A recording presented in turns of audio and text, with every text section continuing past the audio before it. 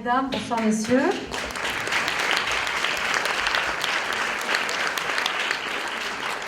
Non, je ne suis pas le chauffeur de la salle, je ne suis pas non plus la première partie du spectacle Mère indigne, même si je me reconnais quand même dans cette expression. Je suis Corinne Bellac, la directrice de l'Institut français du Luxembourg, et au nom de toute l'équipe de l'Institut français, eh bien, je souhaitais vous souhaiter la bienvenue ce soir et vous remercier d'être venus si nombreux pour participer, pour assister à cet événement festif et récréatif. Pour ceux qui nous connaissent, l'Institut français n'a pas dans ses habitudes d'organiser des spectacles à caractère festif ou récréatif, mais plutôt des conférences scientifiques à visée éducative. Nous invitons souvent des scientifiques français donc pour parler de mathématiques, de microbiologie ou encore de physique. Alors pourquoi ce One Mom Show ce soir? Eh bien parce qu'il rentre aussi dans nos missions la promotion des arts de la scène. Et nous sommes très attachés à promouvoir les talents féminins, peut-être par souci de rééquilibrage dans l'égalité des chances.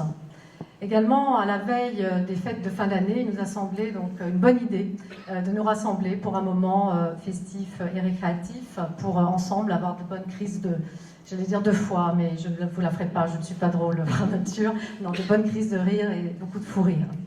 Olivia Moore, c'est aussi l'histoire d'une rencontre au Festival d'Avignon, qui m'a mis beaucoup de baume au cœur.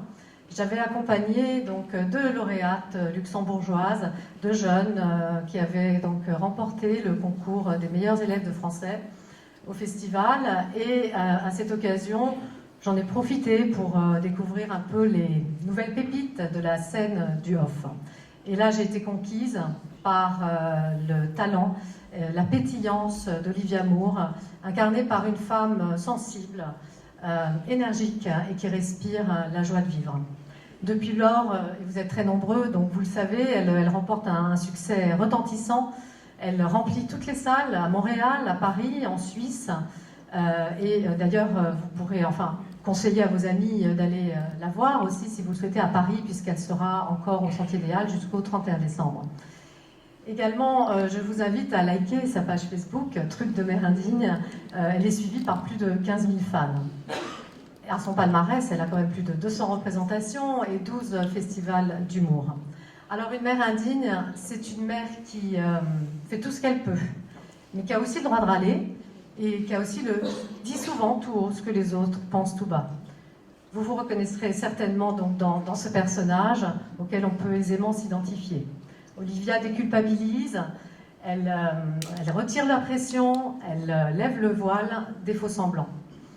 Dans sa chronique joyeuse d'une Desperate Housewife Made in France, et là je reprends volontairement l'expression de Pamela Druckerman, qui a écrit un best-seller aux États-Unis qui s'appelle Bébé Made in France, où elle fait l'éloge de l'éducation par les mères françaises.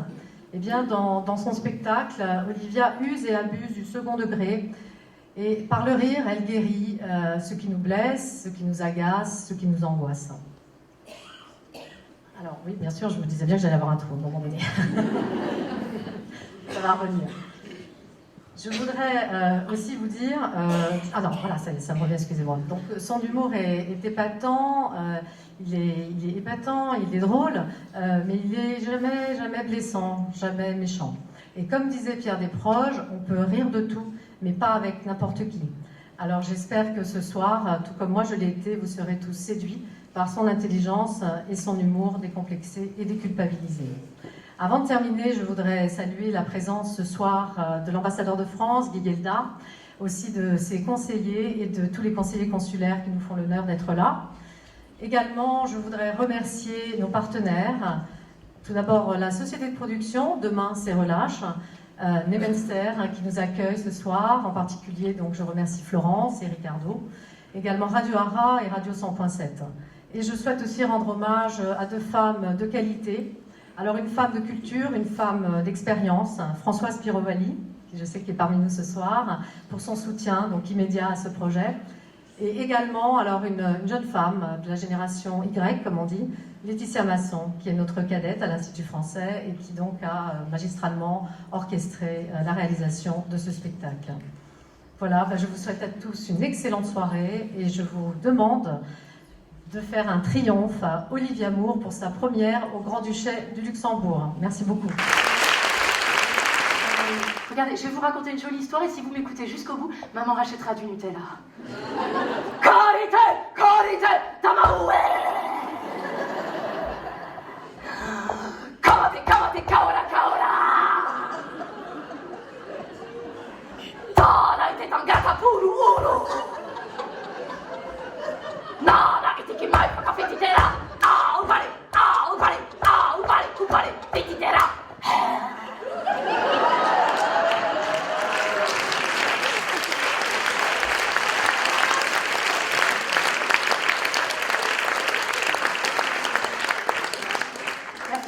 Alors, si on vous embête au bureau, tentez-le, hein, parce que l'effet de surprise est saisissant. Hein. Enfin, moi, je suis épuisée, quoi. À la fin de la journée, vraiment, j'attends même pas d'avoir fini tout ça. Moi, je vais me coucher. Hein, Ah, moi, je m'enroule dans la côte.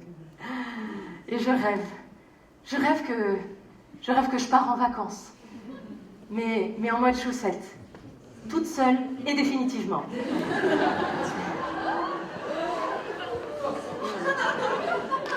Tu veux faire un câlin, ma chérie? Bah, où est-ce qu'il est? Merde, je l'ai trouvé la dernière fois. Trouve jamais.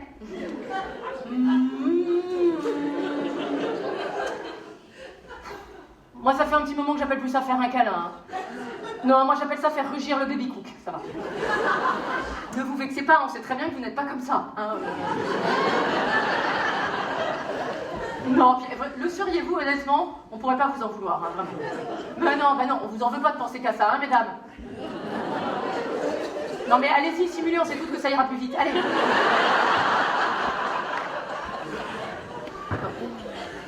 Non, messieurs, vraiment, je ne veux pas finir sur une note négative, hein, évidemment. Donc vraiment, messieurs, ne vous inquiétez pas, on ne vous en veut pas de penser qu'à ça. Hein. Bah non, vous avez que ça à penser.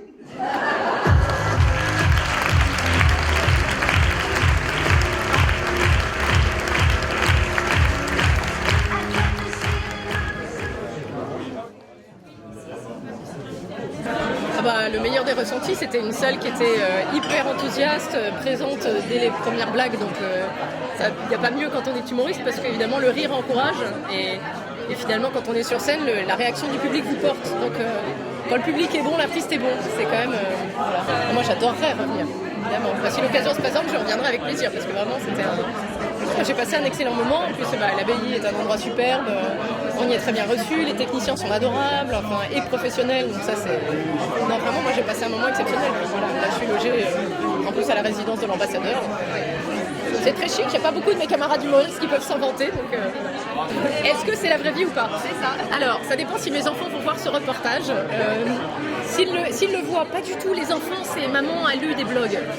En vrai, oui, tout à fait. Hein. C'est ma vie, celle des autres, celle de mes amis, les articles que je lis, tout, même ce que je vois dans la rue. Les adolescentes filles, je les ai vraiment captées dans la rue, en fait. C'est en voyant ces espèces de bains d'hormones sur pattes. Que voilà, c'est pas de la faute des adolescents, hein, c'est normal, c'est une période de changement, mais c'est vrai que c'est très clownesque, en fait. Donc, c'est drôle. À la partie que j'aime le plus faire, j'avoue que j'aime beaucoup l'adolescent garçon, le moment de silence en fait. En fait, les parties que je préfère, c'est finalement celles où je ne parle pas et où uniquement en fonction d'un geste ou d'un regard, les gens rient. Ça, c'est vraiment c'est ce qui me fait le plus finalement parce que c'est très gratifiant de se sentir compris au-delà des mots. Et moi, j'aime énormément le clown en fait et je travaille beaucoup ça, donc toute la partie physique. Et c'est un vrai travail, c'est une vraie exigence chez moi et donc de voir que c'est gratifiant, bah voilà, c'est très très agréable. Bah écoutez, c'est un honneur. Je ne me connaissais pas du tout ce talent et j'ai eu une chance extraordinaire parce qu'avant le spectacle, c'est Olivia Moore qui m'a coachée et c'est elle donc qui m'a aidée à dire le discours. Elle m'a donné des trucs comme 10 petites truites cuites ou 10 petites truites crues, 10 petites truites cuites, 10 petites truites crues. Voilà. Donc j'ai eu un maître, Olivia Moore. Je crois que voilà, c'est tout ce que je peux vous dire. C'était certains messages qu'on voulait passer. J'ai tenu à le faire pour montrer que bah, voilà, c'était un spectacle que l'on avait choisi avec conviction que ce n'était pas par hasard qu'Olivia était là. Et je pense qu'elle a démontré voilà, tout ce que moi j'ai voulu résumer en 5 minutes, en 1h15. Elle a convaincu tout le monde. Elle est absolument géniale. J'espère que ça vous a plu aussi. Et vraiment, j'invite tout le monde à se rendre à Paris, au Sentier des Halles ou quand elle est en tournée en province. Le ressenti, c'est très simple. J'ai passé un très bon moment. Voilà, c'est ça le ressenti.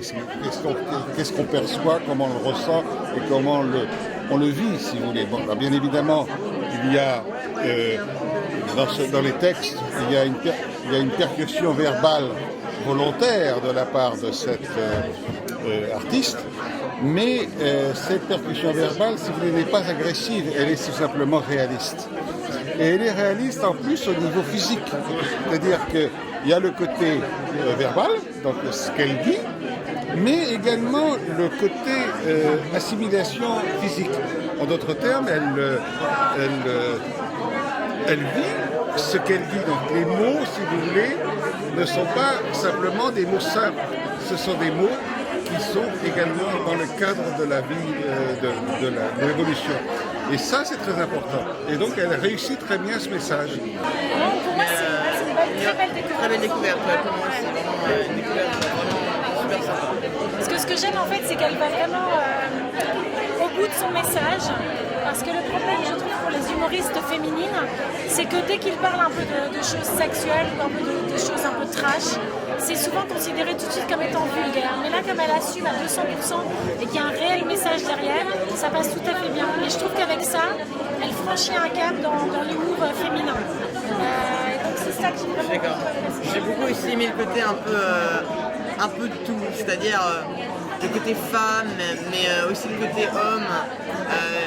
On retrouve j'ai envie de dire, dans certains trucs féministes, il n'y a que l'homme chiant, mais là, il y a un peu des deux. Moi, je trouve ça plutôt marrant. C'est assez équilibré, en fait. C'est assez équilibré, en fait. Et je pense que c'est ça qui fait aussi la force. C'est qu'elle assume à fond et qu'elle équilibre les deux. Franchement, ouais. Vraiment un très bon spectacle.